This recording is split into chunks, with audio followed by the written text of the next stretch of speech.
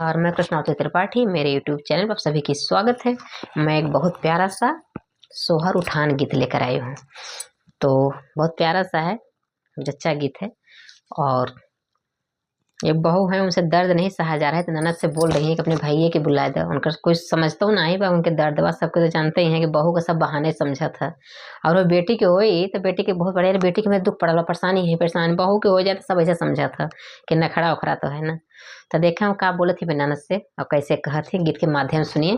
और आप सभी को मेरा वीडियो पसंद लगे तो लाइक सब्सक्राइब कमेंट कर जरूर बताएं फ्रेंड, ज़्यादा शेयर कीजिएगा, अपना दुलार प्यार आशीर्वाद जरूर दीजिएगा, कमेंट जरूर करके बताया करें। आप लोग से सभी से हाथ जोड़ कर विनम्र रिक्वेस्ट है। आप लोग देखते हैं लेकिन कमेंट नहीं करते हैं तो मुझे बहुत दुख लगता है। तो प्लीज़ आप लोग देखिए, सुनिए और पसंद लगे तो कमेंट जरूर कर दिया करें। धन्यवाद। जय माता दी।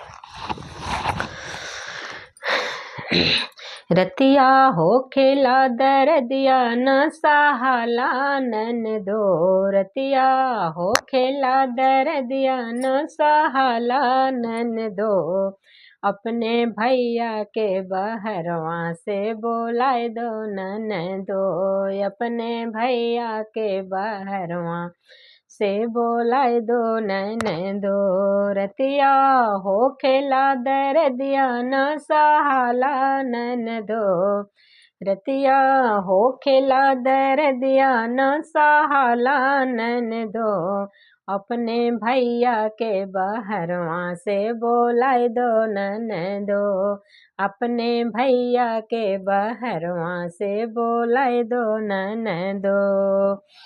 हमरा हमरा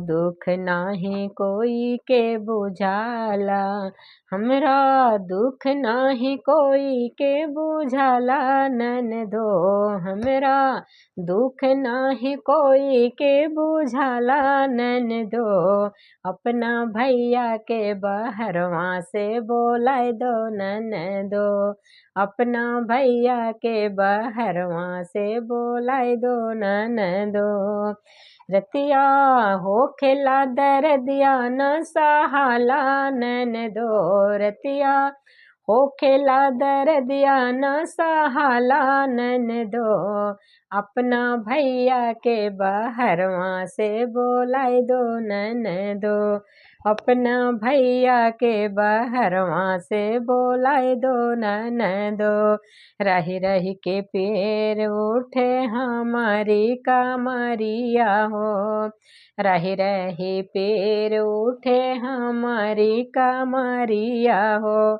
चलल नहीं जाला हमसे डगरिया हो, चलल नहीं जाला हमसे डगरिया हो।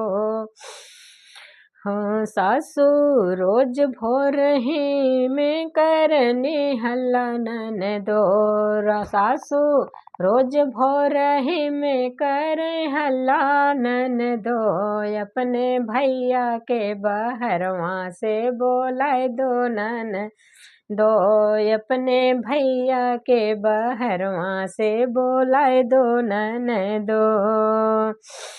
पहली पहली भारी भैले बाटे पाँव हो, पहली पहली बारी भारी भैले बाटे पाँव हो, तब नाही केहू के बुझाला हमरा माँ हो, तब नाही केहू के बुझेला मनवा में भाव हो, पहली पहली बारी भारी भइल बाटे पाँव हो, पहली पहली भारी भइल बाटे मोरे पाँव, तब नाही केहू के बुझाला मोरा भाव हो, तो आज अजनबी बहरा, तो आज अजनबी बहरा में कमला ननदो, तो आज अजनबी बहरा कमला ननदो,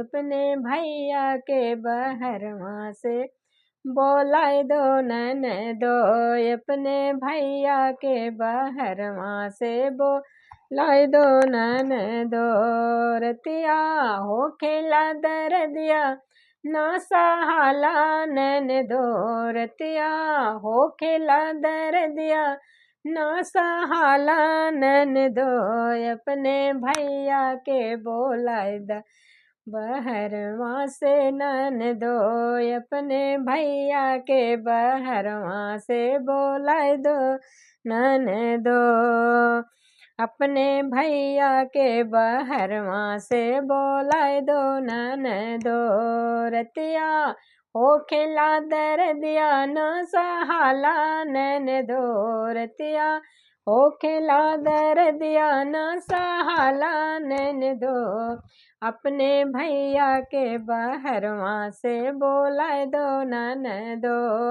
अपने भैया के बहरवा से बोलाय दो ननदो।